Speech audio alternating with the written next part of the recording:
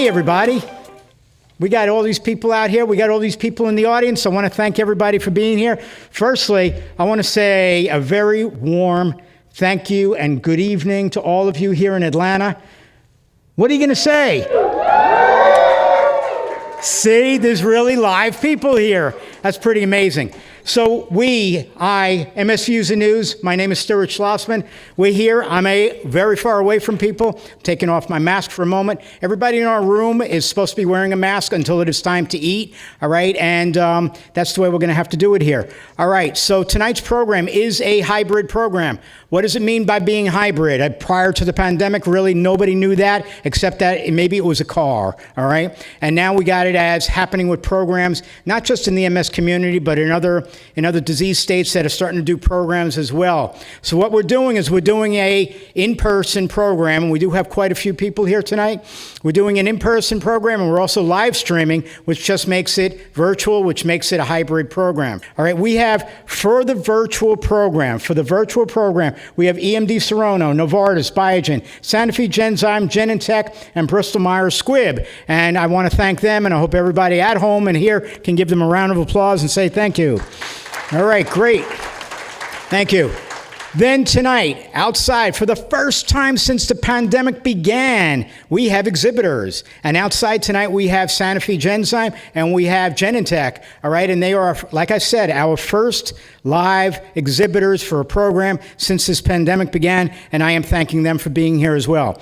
Jeff Segal is a MS exercise specialist, all right? He's been doing this for many years. He's done programs for us, and he's done programs for other MS organizations, and he's great at what he does. Take notes. If you have any questions, for those in the audience, if you have any questions, write them down on those index cards and hand them to me as I go around the room. All right, so let's get started here tonight. I don't want to take up a lot of time. Again, we want to thank everybody for being here locally, all right, and we want to thank you all for being here live with us. Jeff will be speaking, like I said, for 35 minutes, then a Q&A. So let's welcome up Jeff. No more handshakes. You're just here. I got to jump. Thank you. You're good. I had to hold my breath as he passed. And I was also a little bit worried because there's a virus. Guys didn't pick up on that one, did you? Well, thank you guys. I want to thank Stuart and MS Views and everybody who put this together and allowed me to come and speak today. These are my notes, just in case you want to know what I'm reading up here. Can you read it? Okay. Well, in the past year or two, things have been really different for everybody. I mean, we've lost people that we loved. We've gained people. We've come across programs like this and online, and what's better, what's worse. The best part about this program is you guys are here in person, and you guys are participating in something that hasn't been going on for some time, and which is great. I mean, this is where I get my rush. When I stand up here and I explain things that are going to be helpful for you, I love it because I feel great, and you guys go home with some extra knowledge, and hopefully I don't confuse you. So what I'm going to do is, while I'm speaking today, I'm going to be doing movement. I'm just going to continually move. How does that sound? Everybody in here hopefully does some sort of exercise, something. And what I define exercise as is anything you do more than the norm at a higher pace or a higher intensity. It doesn't mean you have to wear yourself out. It doesn't mean you have to do it so hard that you can't do anything else. And if that's the case, then the best time for exercise for you is the last thing in the day, right? And I told somebody that this morning, actually, on the way to the airport to come here. They were asking me what they should do. This person has to battle cancer with MS and wanted to know, how do I prepare myself for the chemo and for all that stuff? And I said, the same way someone without MS or without cancer prepares for the rest of their life. In motion, you know, do what you can. And then she asked me, well, but there's so much I can't do. And I said, but there's so much you can. And we went back and forth like that for a while until we decided to agree to disagree. But I said, if you write everything down on a piece of paper that you can do right now, whatever is on that piece of paper that you are not doing is probably the most important thing on the piece of paper, if you're able to do it. And that's the thing you're going to miss out on. Now, over the past 2 years, I've gone off and done a lot of stuff on my own. I don't know if any of you guys have seen my stuff from home. I do it from my home gym in my my second living room is my gym, and I've been talking and doing programs on Facebook just by myself and having guests and people come on, but I get lots and lots and lots of questions. Lots and lots of questions. I mean, I get during the week more questions than I can possibly answer in the hour if I read each question. But the majority of the questions are 3 sentences, the same 3 sentences. I'm going to tell you what the 3 most commonly asked questions that I've had during this pandemic. And the number 1 question that I've had, and you guys probably think about this, at least a few of you, what's the best exercise for MS? If any of you guys ever asked that question or thought about it, well, good. You know what the answer is? It's each of you holds a different answer. Because each individual is an individual, and each MS case is based on that individual MS case. We have lots and lots of symptoms and lots of directions that our disease may go in, but each one of yours is unique to itself. So if I were to tell you the best exercise for MS, I'd have to say there's not one. But let me go back a little bit. When I'm asked in person and somebody says, what's the best exercise for MS, my response is usually, well, first, why don't you tell me what you're doing now? And you know what the answer usually is? This. They want the best or they're not doing anything. Right? That's how we live. That's how this world has become. This world has become, if I can't get the very best of the very best and the first one to get it, I don't want it. Whether it's a job or whether it's a workout or whether it's the benefits of exercise or whether it's the benefits of taking the medicine that your doctor told you to take or the benefits of doing an exercise program.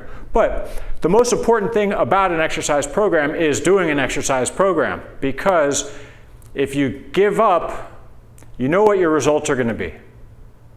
You ever wonder what it's like and what might happen if you don't give up?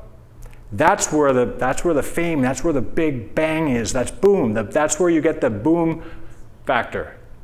That's where it hits the spot. It does not occur sitting down.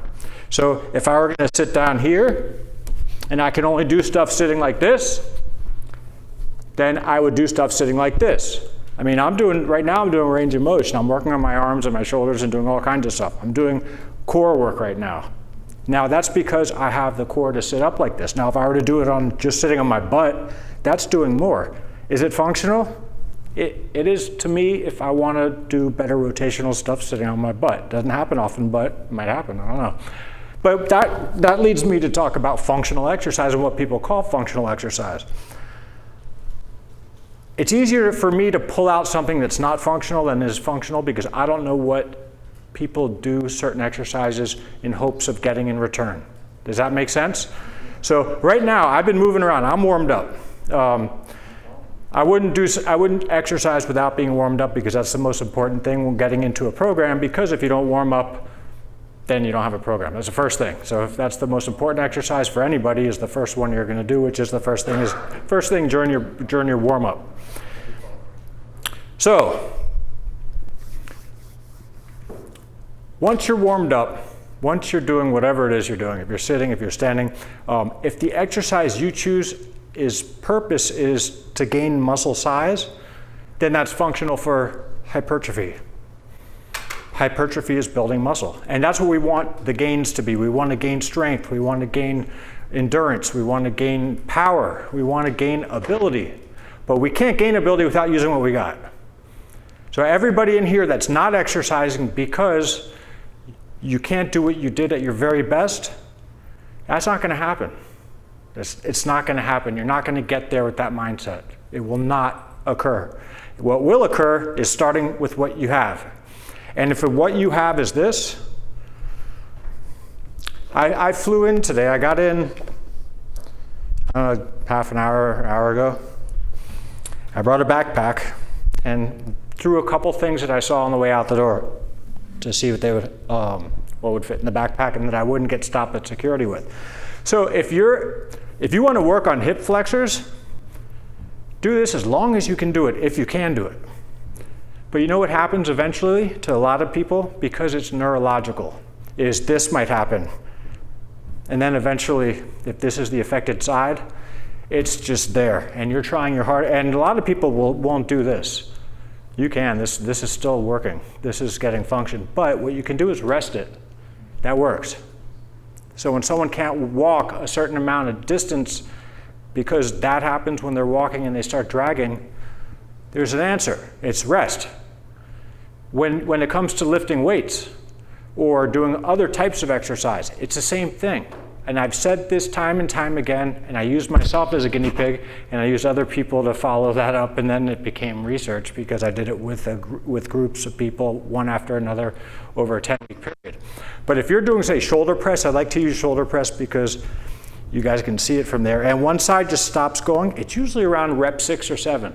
And what I found was, rather than trying to get people to do more reps, I try to get people to do more weight. Because if you can only do 6 or 7 reps with this arm, whether it's 2 pounds or 50 pounds, what's going to benefit you more? Lifting 2 pounds 6 or 7 times, or 50 pounds 6 or 7 times? I'd go with the 50. You're getting more bang for the buck. Make sense? Now, when you're doing this, you can stop and rest. I see a lot of people that think that hip flexors should be worked on with a hip flexor resistance machine and doing this stuff. Well, that's only going to help you if you really want to be a bodybuilder and build hip flexors that are larger in size, but might not be more functional. Going back to functional exercise.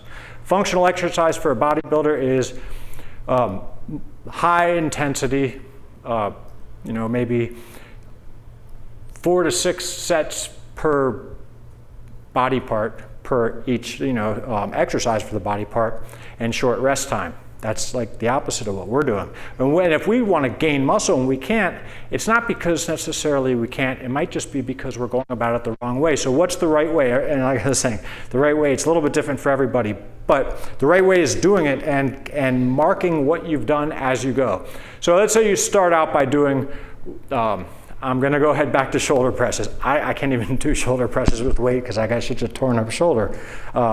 But if you're doing shoulder presses and today you did 8 times with 20 pounds or 5 pounds, write it down. So your goal is to do either 9 times, maintain the 8 pounds for maintenance, or increase the rep range, the amount of reps that you do. And when you do that, and the next time you do it, you do a little bit more. The next time you do a little bit more, then you can add a little bit of weight, and then you do a little bit more, and that's a progressive program. You're not going to go back to where you once were without doing what you once did. Make sense? It's very, very logical, but the biggest obstacle is ourselves, is that we can talk ourselves out of anything. And there's always a reason that we can say, hey, tomorrow is such a better day to do the gym than today because today I've got this, that, and the other going on, and I'm not going to, and it will make sense to you. And if you told anybody else, do you know what they would say? That guy is so full of shit. Excuse me, but it's the truth when you hear somebody else saying it. So pushing and pulling and lifting and this. Another thing that you should know about exercise and what you should and shouldn't do, if you're going to do a lot of stuff with pressing above your head, you should also do the opposite motion of pulling down. If you're going to do stuff pushing forward, you should do the opposite of pulling. Not in the same workout, but it should even itself out, or else you get muscle imbalances. Right now, the craze is doing stuff online. Why is it a craze? Because you can't do it anywhere else. In a lot of places. I mean, for me, I do not like going into gyms. I got a lot of people, I have not stepped foot in a commercial gym in 2 years because everybody's without a mask and breathing hard. So, and if I was there, I'd be there all day long, breathing everybody's breath that breathed hard without a mask and all that stuff. But I'm not. I do private stuff, and I've done a lot more private programs for groups of people while online than what I've done in the past, like with MS Views, and do talks over, this, like I said, this is the first talk I've done in a year, and I don't see anything in the future this year because it's season when I get back. So think about what you're going to ask me before, because I'm not going to be on and here to answer questions live after today for some time, but I am a patient. Everybody in here is a patient. I didn't say I'm an MS patient, and I didn't say everybody in here is an MS patient, but I do happen to be an MS patient, and a lot of you guys happen to be MS patients too. So I'm in the right room, right? I didn't go to the wrong place, all right. So I've been doing this, I've been doing talks about MS for probably around 20 years. I've been living with MS since 1998, and I've been helping other people with MS since the day I was told I had MS, starting with the nurse that told me what to expect.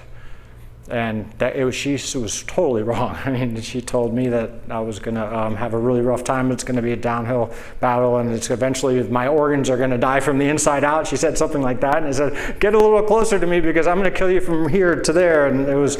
I talked to somebody. I talked to the hospital. That person never was there again while I was there. I don't know what happened, but that got me into advocacy and leading into what I like to do, and that's be a professional patient. If you're a professional patient, hey, we don't get paid to be a patient. Well, some people do, but we don't get paid to be a patient, but we get to reap the benefits of being a professional person at discussing it with your doctor and understanding what your doctors are saying and picking which doctor is right for you. And I'll tell you, for me, the doctor you have that's going to speak to you, you guys are from Atlanta. I'm from South Florida. I love hearing Dr. Thrower speak so much that I came all the way to Atlanta today to hear him speak. And that's the truth. I really do like hearing Dr. Thrower speak. I met him in 2000, I think in 2008 or 2009. We were on a cruise together. We were both speaking. So we've known each other a long time, and I'd love for him to be my doctor. So if he doesn't want to be my doctor, he'll tell me today. Now, I'm actually without a doctor because my doctor for the past 15 years retired this past month. And that's a really weird thing. It's a great thing when you're doing great, but it's not so good when you have bouncy cases and MS is not, under control. To have MS under control is a great feeling. Some of you may not realize how under control you really have your MS, and others may not realize how out of control your MS really is. Which one's better? I don't know. It's great for someone like myself. I just had MRIs. I don't care as much about the MRIs as I do about my functional tests and my functional exam. You know why? Because I didn't go to medical school. I can tell you how I feel. The doctor can tell me what it looks like and what that means, what's on the MRI. I understand the things and where they are, and if there's some extra stuff, it's not good, and if there's less stuff, it's better, right? But there's kind of stayed the same. Nothing's changed in almost 20 years on it, and my function hasn't changed. The only thing that's changed with me is I lost hair and weight. That's not a bad thing, right? And the reason I lost weight is because I move and expend more energy than I eat. And if I did the opposite, that's how you gain weight. So anybody in here who tells me they don't know how they gained weight, I'll tell them it's because of what they put in their mouth, all right? And if you tell me you don't know how to lose weight, I'll tell you to put less in your mouth and move more. Because if you live and eat and do all that kind of stuff based on what's on your schedule, you're going to live well. Your weight's going to be right. That's called planning. If you eat for what you're going to do. But if you try to make up with your workouts what your diet's off on, you will never catch that boat. It's gone. It's a whole complex thing that all has to come together, whether it be your activity, what you're eating, who you're seeing as a physician, what's going on at home, if you're happy, if the people that you're around are supporting you, if you feel like you're supporting them, if you're contributing. And what does this have to do with exercise? You become more of a part of society. You become more of a person. You become a whole again. When you see benefits that you're doing during exercise, there's not a better feeling than that improvement that a lot of people think was impossible and could never have happened, right? And they may think it's easier or better to go home and drink one of the 3 W's. You know what the 3 W's are? That's what I drink. The 3 W's. Water, wine, and whiskey, right? No. I drink a lot more water than wine or whiskey, but if I was going to drink, that's what it would be. But not tonight. I'm working right now. I'm not drinking tonight. Right? That wasn't alcohol that you had in my drink? Are you drinking alcohol? No. Okay, it looks like it could be, right? It's the only drink with color in the room. So, does anybody know what onism is? It's understanding that you're like a spot on the earth. One little spot. Like a little speck of something amongst all this that's going on. Like right now, this is irrelevant to the majority of Earth, what's going on in this room. But there's a lot of people that are going to listen to this and learn something from it. Well, this relates to what's going on in the Earth right now because you know the saying, one person can't change the world, but one person can make a difference. And if everybody's doing a little bit, we're going to make a big difference. And the more that we do, the more it catches on. And next thing you know, things are better. You know, people in Alaska aren't worried about global warming. In Florida, it's hot. In Oregon, it was 120 degrees. You think they're not worried about global warming? They are. They never thought they'd be the one. So what I'm saying is there's a little bit of a problem everywhere. So just do a little bit to help others while you're helping yourself. There's, you know, to see outcomes and to have goals and to do all that stuff, we also have to take into consideration that we're sharing the earth with other people, and if we get them sick and they get us sick, or we make it hotter or they make it cooler or whatever, everyone's going to end up in South Florida eventually. And I don't want that. We got enough people there. I'm telling you, it is so crowded down there. And nobody left this year because of the pandemic. So don't come. Come with a return flight. Get a ticket to get there and a ticket to come back.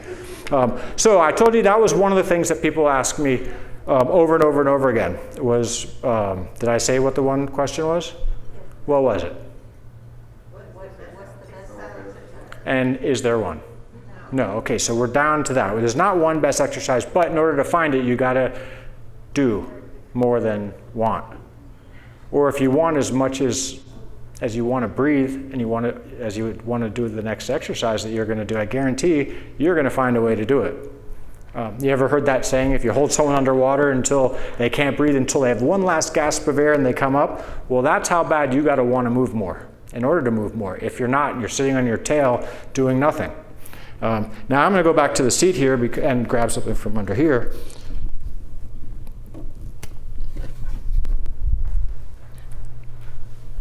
So I was doing those Ds before. You can do them with both legs. It's going to get some more abs into it, but I would rather you be leaned back. And doing something like this, that's working abs, and this part of the initiation of a crunch, whether it be in this position or the ground, is what's going to help you do this, if you can. It's a momentum swing. Because if you can do this, how many people think that if you're like this, you can do this? If you were in this position. So if you think about getting out of a chair, you know what stops most people from getting up from a chair? The chair. You know why? Because people know it's there, so they do this. Think of physics. If you try to stand straight up, you're going to fall straight back. But if you use that momentum to lean forward and extend, that's the biomechanics that you need. And if you think about it and you make it like segmented like that, it'll work better.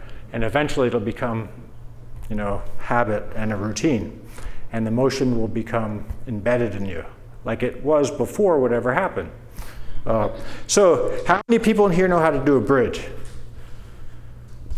Do you know what a bridge is? Like, how many people in here have been to rehab, physical therapy? So when do you know what a bridge is? No? Is that kind of like a plank? It's the opposite.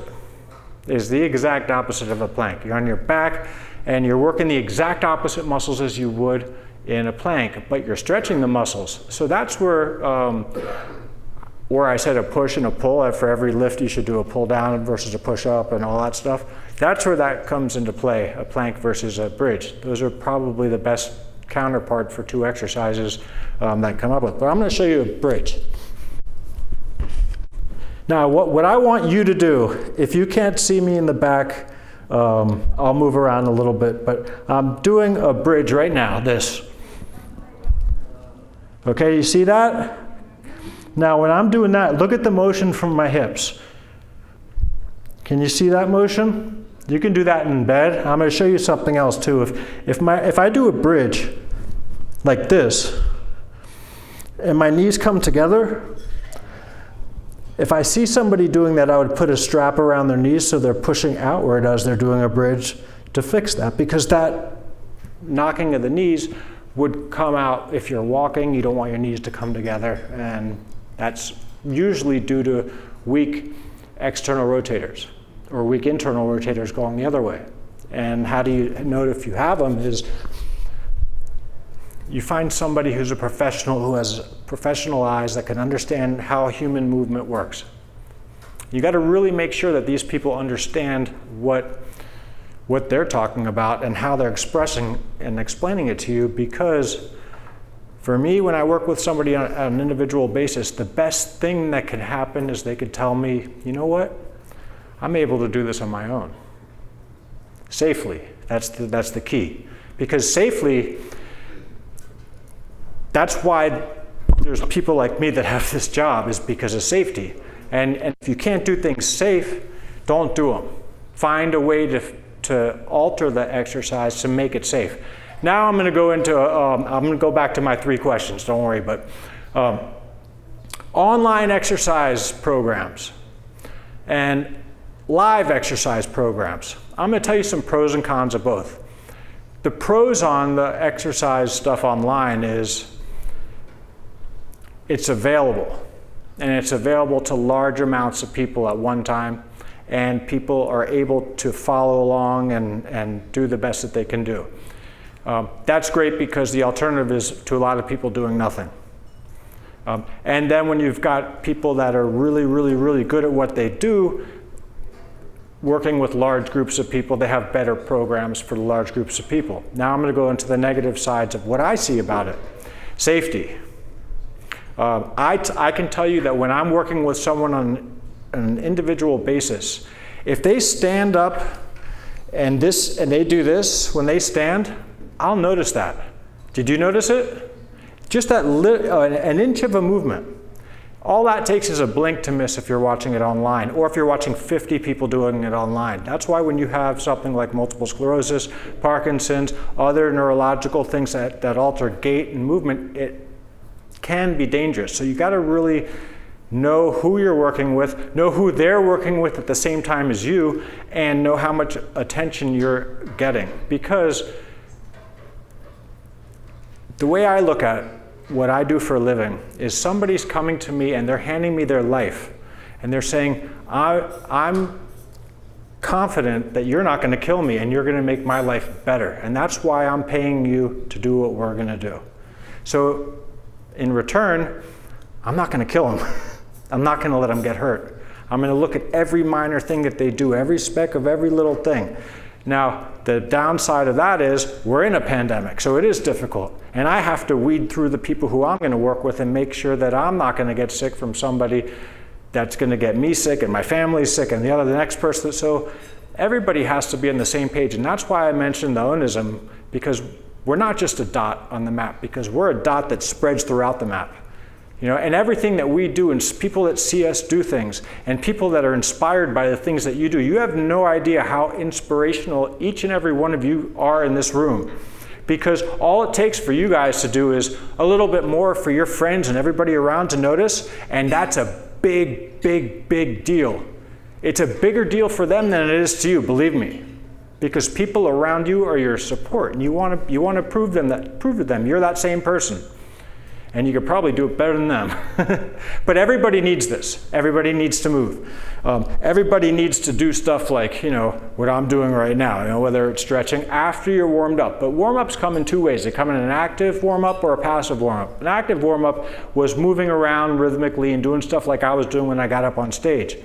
That's an active warm-up. Passive warm-up would be taking a warm shower, getting in a tub, doing a warm wrap around an area that you're going to stretch or use. That's still warming up. It's just not warming up neurologically as much as it is isolated to that specific spot. So it's okay to stretch after you do those kinds, but don't stretch cold. You get so much of that. People have spasticity, and that's going into the number 4 out of the top 3, you know, spasticity. How do I help my spasticity? And the answer is the same as most of them, it's to move more. But the other question that I had, there was spasticity, there was that, the other one is balance. So I don't know, when someone says I want better balance, what I hear is they want to be able to do this longer. Really, it's stability that you're looking for. Stability. You want to be able to do that, but you want to be able to do that and move, and you want to be able to, so the balance is key for testing. You know, if I'm testing someone and I can see, well, they can do this for 5 seconds today, or 2 seconds, or 1 second, or 50 seconds, and I can look at their baseline and measure it. Because we don't do things like this. You know, like I'll be back in a minute because I got good balance. I don't have to use the other leg today. It's not like that.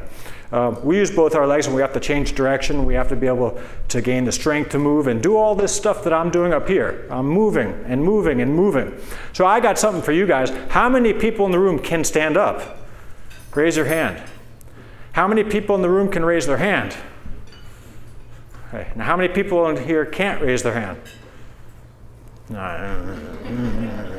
You raise your hand. Okay, so no, that was okay, but that's the whole point. You raised a hand. So if nothing has to be all or none. That goes back to thinking about where you were at your very best. If I said, let's go to the gym, and you told me, well, I'm not going to be able to do my heaviest lift, and I haven't lifted in 15 years, that's why, not because you have MS. That's not the way we should think. We should think about what we can do. Let's make a list and plan it out, and then let's do it. And I don't want to hear what people used to be able to do. I want to hear what you're doing, what you did yesterday, what you did today, what your plans are to do tomorrow that you're able to do. And how do you make goals for all this stuff? Realistically. You're going to make a list of things that you're able to do. And once you get off of that list, it's either because you didn't add enough stuff or you're able to do more things. But when you get off of that list, then you're getting into the why me list. You don't want to be on the why me list. You want to be on the list of, check this out, I did this and I didn't even think I could. And you know why? It's because I did all the other stuff that I knew I could do, and I did it over and over and over again until other things became much easier. So I'm going back to the first W, which is water. And water is important. When I work with people, and when people call me on the phone, they tell me stuff that's going on in their life and they want to change stuff or they want to improve upon things, the first question I ask is, how much water do you drink? You know, how well do you sleep? These are two main things. I mean, water and sleep. Can't live without either of them, right? Water, 3 days after that, see it. Sleep, I don't know. I mean, I've been up for a long period of time and haven't died, but I felt like I was going to. and you can't remember as much. So if you don't sleep and you're eating poorly, and you think that you have bad memory and you're blaming MS on it, you're not giving yourself a chance. You know, who's going to be able to think clearly without sleeping or eating or drinking water? Raise your hand if you can. Didn't think so. Okay, so that's the other question was balance. So how do you work on balance? The way you work on balance is it's like riding a bike. Balance works on momentum. So let's think of the momentum of a walk. It's like riding a bike. When you ride a bike, do you need balance to ride a bike? You need stability. You need balance to stay on a bike and not move, right? That's balance. But stability is being able to stay up and move and go just like this. I'm being stable right now. This doesn't mean I have good balance because I might be able to do this, but standing on one leg would be like that. So that's balance. That's another question. What can you do? There's a lot of different progressions in balance. The first thing I'm going to talk about is seated balance. Does it sound strange? Balance is basically whatever your base of support is and up.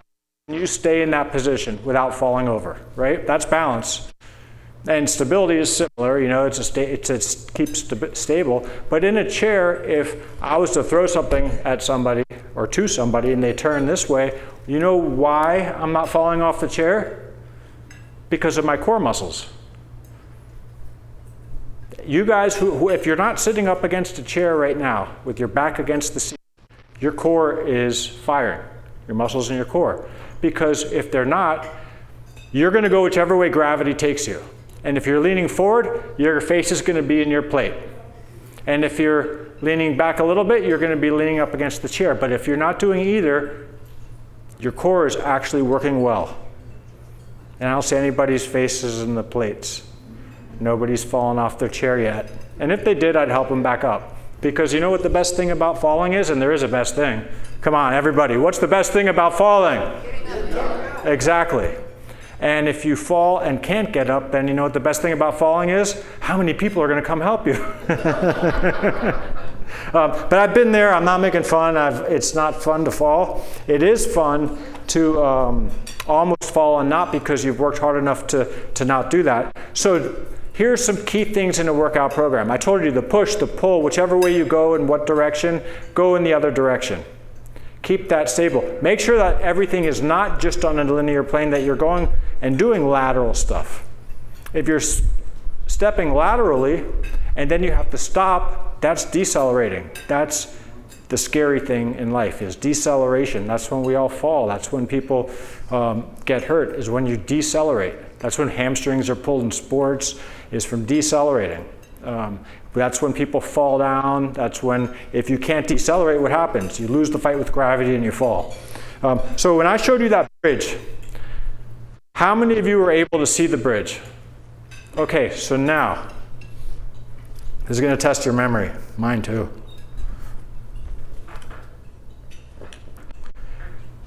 I want you to look at the motion of me standing.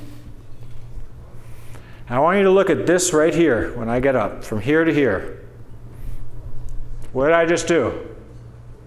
Same motion as a bridge, right? So if you're at a physical therapy session and somebody tells, and you're wondering, why am I doing a bridge? But you're also asking, how can I stand up more efficiently?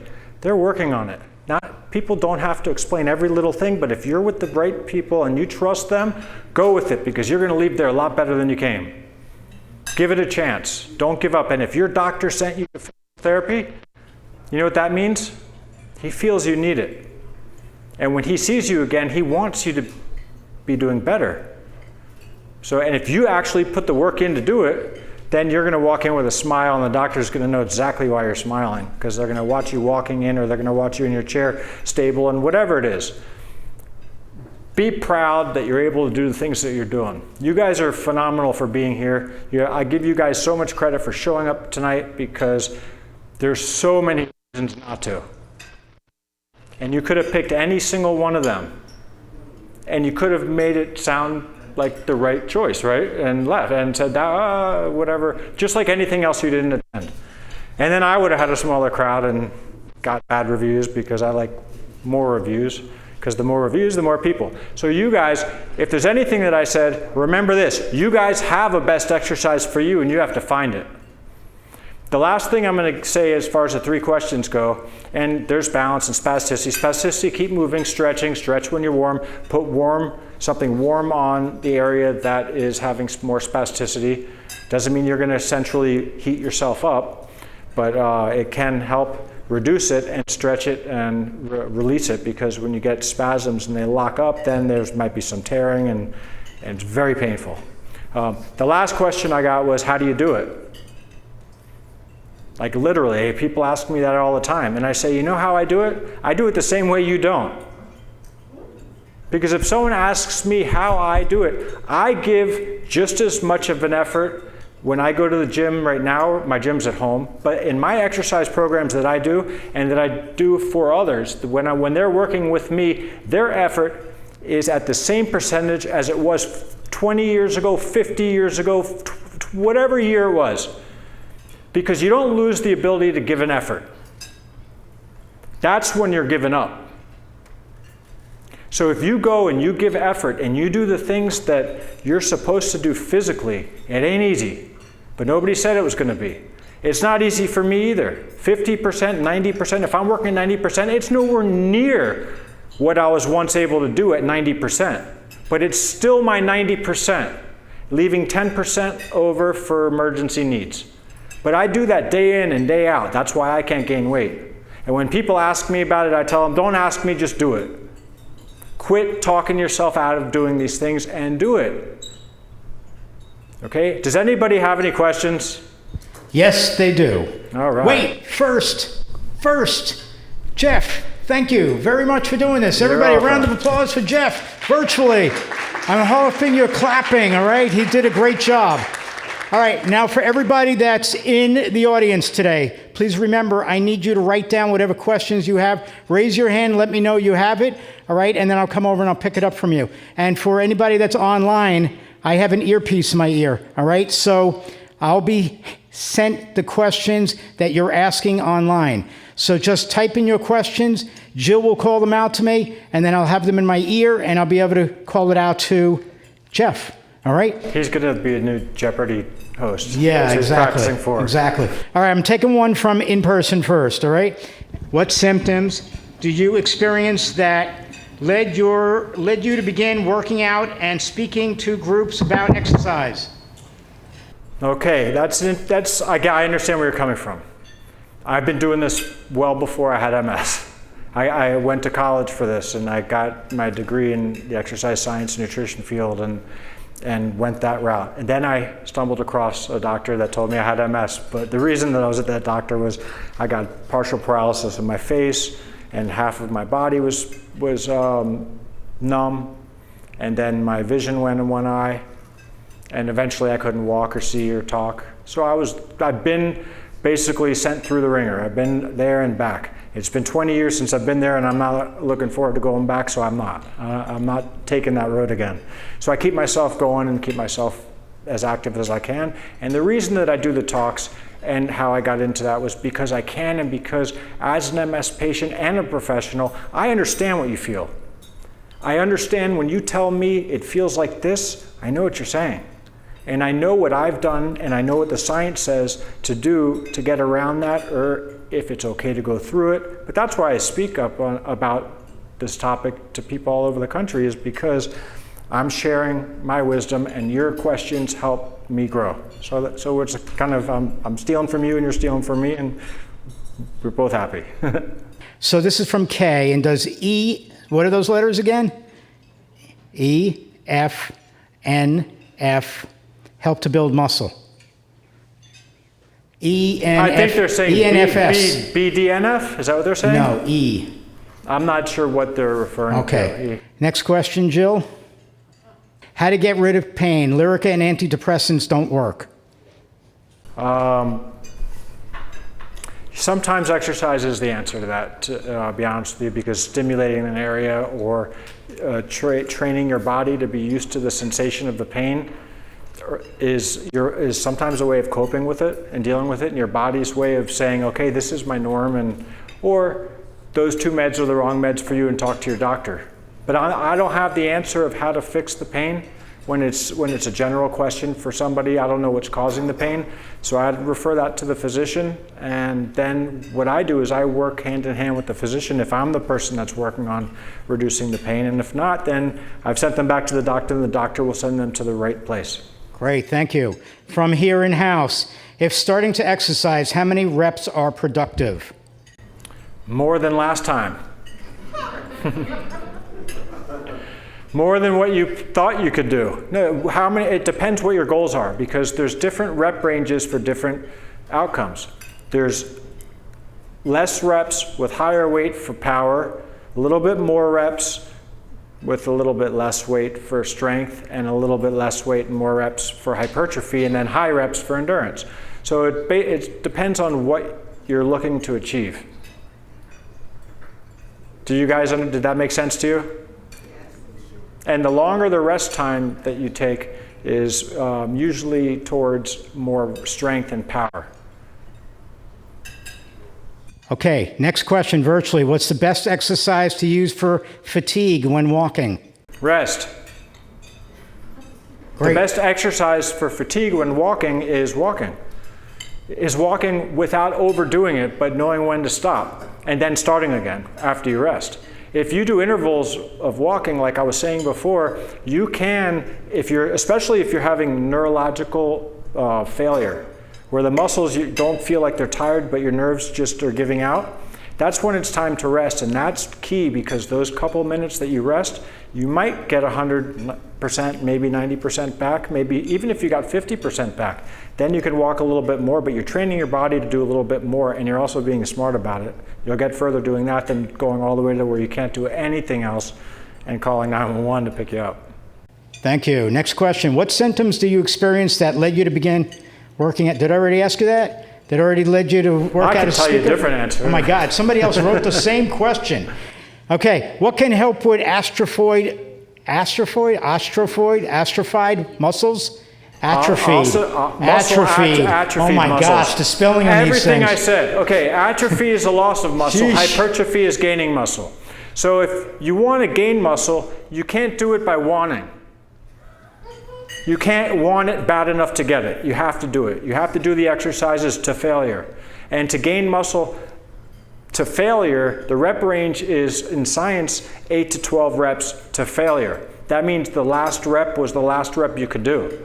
That's how you gain strength. The next time you work out, you'll be a little bit stronger. Whether it's noticeable or not, it might take 2 more workouts before you notice it. But that's how you gain muscle size.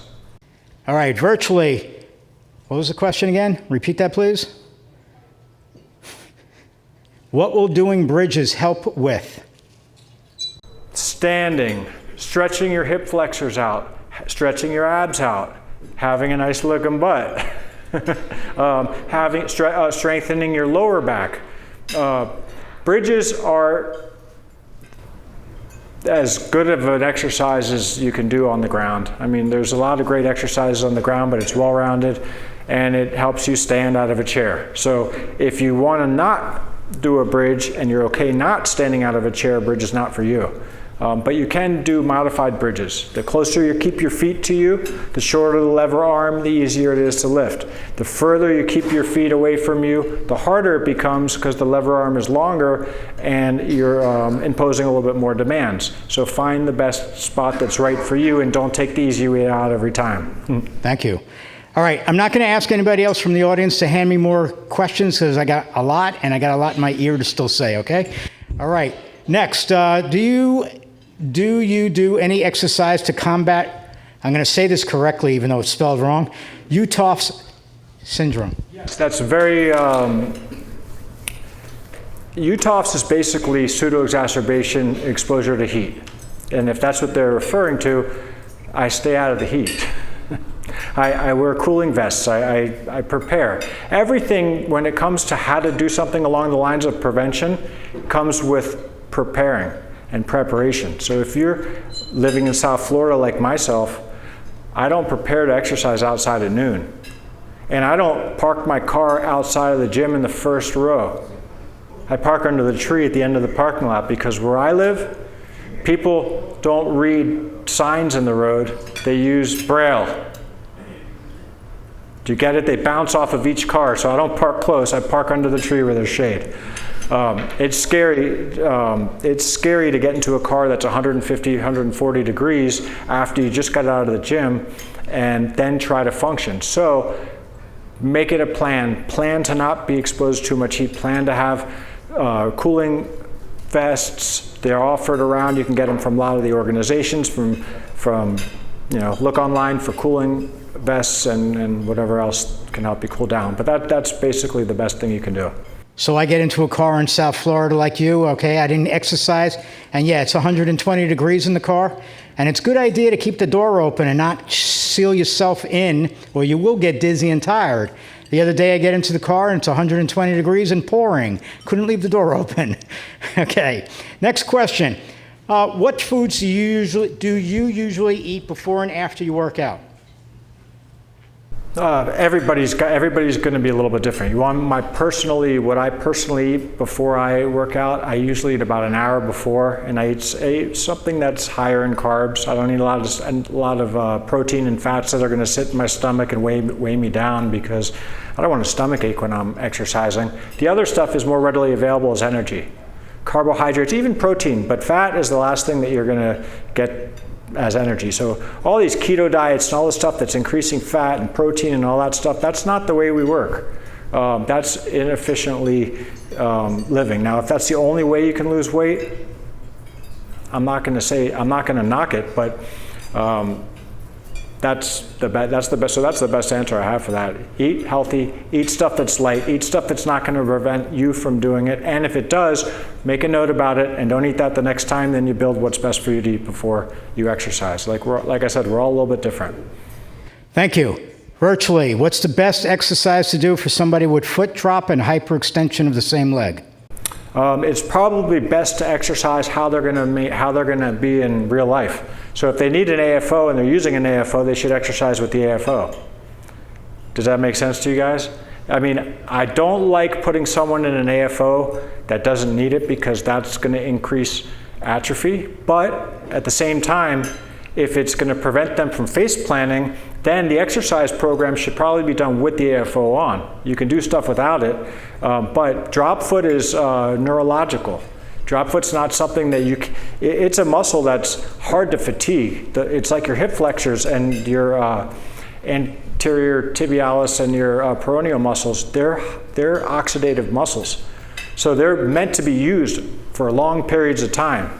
So if you're working them out to get them stronger and not more resilient to fatigue, you're doing the wrong kind of workout. So that goes back to me saying, would I like someone to not have to wear an AFO? Yes, but if they have an AFO and they're exercising, they probably should be exercising the AFO so it can mimic what they're going to be doing in daily life. Next question. Electrofunctional nerve stimulation. EFNS as in Sam. Okay, that sounds really great. What I did today was I purposely tried to keep every word I said under 10 letters. You know why? Because I think with predominantly words over 10 letters. And if I speak with words over 10 letters, nobody will listen to what I have to say. I'm not here to prove to you how smart I am. I don't care how smart you think I am or don't think I am. But when it comes to electro, where it's tens units and that type of stuff, that's based on an individual. I'm not a big fan of it unless it's allowing you to do something you couldn't do otherwise. There's so many fancy things like that that can be sold because they're fancy. The majority of them don't get used, and if you're using it at a clinic, they should be used in a clinic. That's why you're at a clinic. But I don't use TENS units and electrical stimulation and that type of stuff in the workouts that I'm doing because that's outside of my scope of practice, especially in the field. Is there a stretch routine to combat spasticity during the day? There's a stretch routine to combat spasticity for the person who's having spasticity, if I knew where the spasticity was for that person. But yes, there is. If you have a lot of spasticity, the majority of spasticity tends to happen posterior, sometime medial, but the posterior spasticity and cramping in the back and that type of stuff, more movement. If you move less, you're doing twice as bad for yourself, because you're not allowing your body to get into full ranges of motion. Use your full ranges of motion as much as you possibly can so you can preserve your full range of motion. People who have MS doesn't mean you have to have a frozen shoulder, but a lot of people do because they don't do the things that they used to do. So slowing down and not doing is basically compounding a problem that you don't need and you wouldn't have had. Thank you. One more from online, two more for local, and then we're going to have to say adieu. All right? Thank you, though. All right. Is there any specific exercise for balance and stability? I started to get into it, but it depends on the person. Okay, so stability. This is the most stable position that we know. This is the ready position. So if you can't get into this position, this is the position you need to work on getting into. So if you have to hold on to something, get into this position. But in this position, I can react. I can react this way. I can react here. I can react here. I can move. I can step back, forward, to the side. I can go in any direction as long as I'm ready like this. And my weight's properly distributed from the front and back of my foot and somewhat in the middle.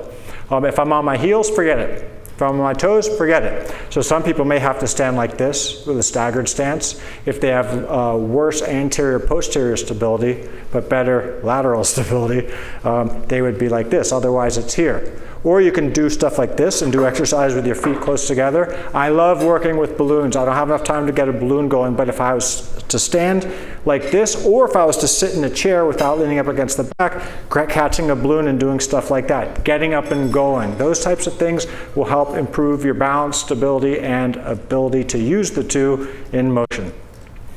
Great. By the way, didn't you used to talk about that at different events? I mean, what, that ready position being used all in sports? Yep. What sport doesn't use the ready position that is not race car driving?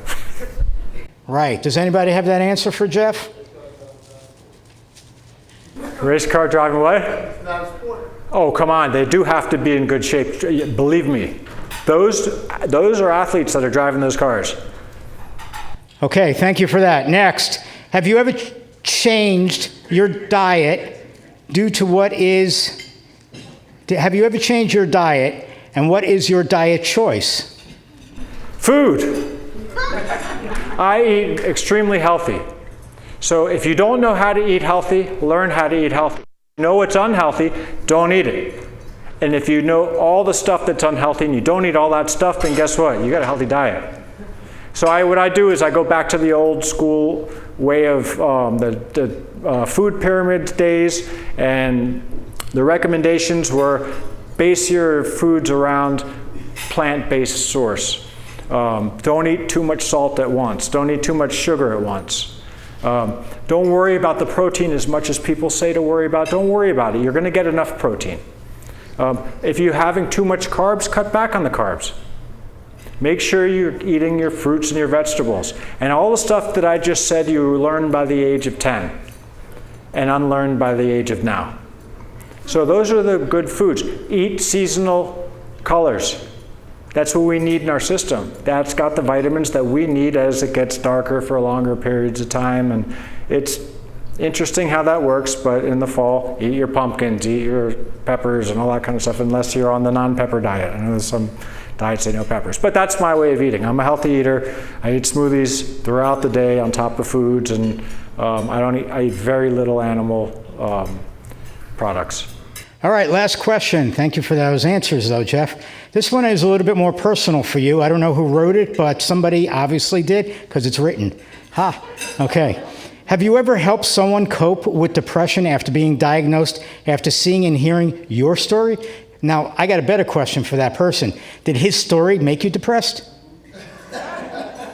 I can tell you that I hope that one person is going to take the message that I gave you guys home with them and use it tomorrow and the next day and the next day. And if one person does that, just one person, then what I did today is successful. But I have a feeling that more than one person is going to take what I said to heart. And that's why I do what I do. So.